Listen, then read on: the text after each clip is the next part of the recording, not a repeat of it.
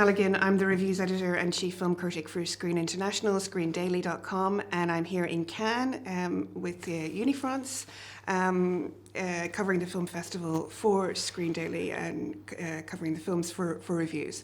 I was very fortunate this year that Unifrance approached Screen and said they were about to launch a critics lab for English language critics, young film critics, to experience French cinema, especially new French cinema, first and second time film directors.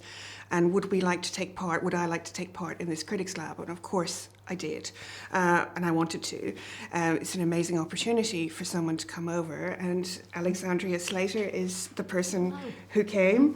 And I'd met Alexandra as part of the London Critics Lab. So I'm just going to ask her now about her impressions of Cannes, her very first time. Alexandra, give me the lowdown. So it's obviously very, very chaotic, but I was warned about that before I came, so I just embraced it, embraced the absurdity, and it's been absolutely amazing. Very hectic, a lot of adrenaline that's keeping me going. I've been seeing a lot of films, a lot of first features and second feature films, and I've realised how talented and inspiring French filmmakers are, especially the newer ones. It's creating a sort of new wave of French cinema, and I'm really honoured to have been introduced to it and been able to experience that in Cannes, which is the sort of birthplace of cinema. Well, France's birthplace of cinema, and then you've got Cannes, and it's been amazing, and I really don't want it to end. It's gone really quickly. It doesn't feel like I've been here for almost 2 weeks, and I would definitely love to come back. This is going to be something that I want to do every year because it's been absolutely amazing. I'm running the critics desk at Screen, and so the most important thing for me to ask you here on our channel is what did you see? What would you recommend?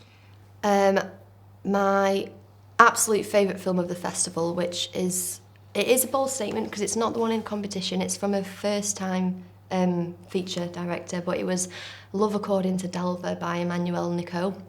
It genuinely was one of the most beautiful films I've ever seen, and it was a story of a 12-year-old girl who had been sexually abused and groomed by her father, and it's based on a true story. The director worked in a care centre for children, and she met a 6-year-old girl, and sort of inspiration for the story was to make a film on what this girl would be like at 12, and that's where the story starts.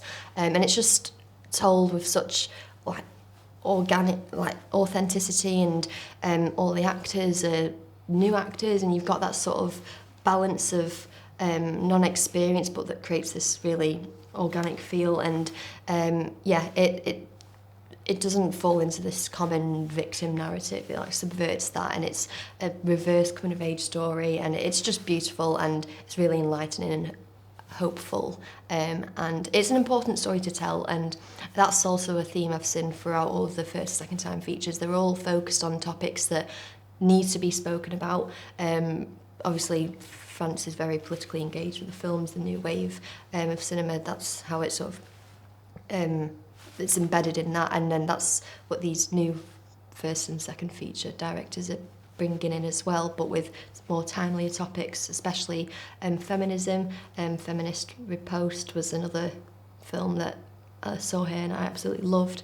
It's a documentary. That's a documentary film, so there's no piece to face-to-face cameras like you would see in a documentary, which is interesting. But yeah, it is a documentary, but feels like a film. There's really amazing cinematic elements in filmmaking, and and the cast of that, the activists actually protested at Holy Spider, which is amazing. The activism transcends the screen and comes alive, and it's visceral, and that's something I've noticed with the new filmmakers here in France. Well, it's really wonderful for us because film criticism it's kind of an aging profession, really. It's become very difficult for people to earn a living from it and to sort of keep going, because it's a hard thing to... You need to spend a lot of time being a film critic, and there's not always a financial reward, which is fine, but it makes it very difficult for younger people to come into it. So how do you feel now going back to the UK. You're not from London, so you're not in the Soho part of things, you know. How do you feel going back to the UK, having sort of seen how French cinema really treats its critics, or, you know, what's your thoughts about the future of film criticism, given that you're coming up now?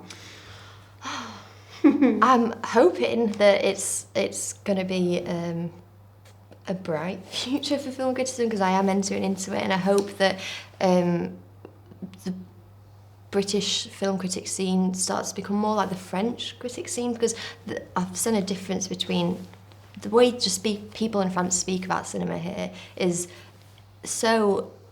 You just want to be part of it constantly, all the time. You want to like move into these conversations because they're so passionate about it. And I think it's a hard question because I'm new to film criticism. I know in Manchester there's a very small bubble of it. You have to go to London to be able to immerse yourself into that circle. So I'm hoping that it moves up north in England, and I hope that there's more opportunities for film critics like me to be able to go to these screenings, and I hope more screenings do become available in Manchester. And I hope we sort of I'd like French, the way people speak about cinema in France, to sort of move into England, because it's amazing, and I just want to be able to, whenever there's a cinema called Home, that's the independent cinema I go to, I want to be able to just speak to someone in front of me in the line and just be like, oh, what do you think about this film, or what's your favourite director, like I have done here, because everyone's just so passionate about it. I don't know if that answers the question. No, well, I mean, the future of film criticism is a very big discussion that we probably can't have here, but it's great to see Unifrance saying Unifrance again, but like giving an opportunity, because there was 4 of you on the programme, wasn't there? 3 from the US and 1 from the UK, yay. So to sort of get an opportunity, because as well, I think the problem in the UK is so few French films get commercial opportunities. So, you know, there's not a good chance, and that's why Unifrance kind of wants to get in contact, connect with the younger audiences, with their new French directors. So hopefully, you know, this will change something, and hopefully you'll be able to read more from Alexandra on screendaily.com, because she's going to review all the short films for us, and her piece will be up shortly. Very excited. So thank you for coming. No, thank you for inviting me. Finn invited me here, so I wouldn't have been here without her, so thank you. And Unifrance, obviously. And Unifrance, but yes. Finn chose and French cinema and Cannes. Yeah. And that's goodbye from us on that, I think. Bye-bye.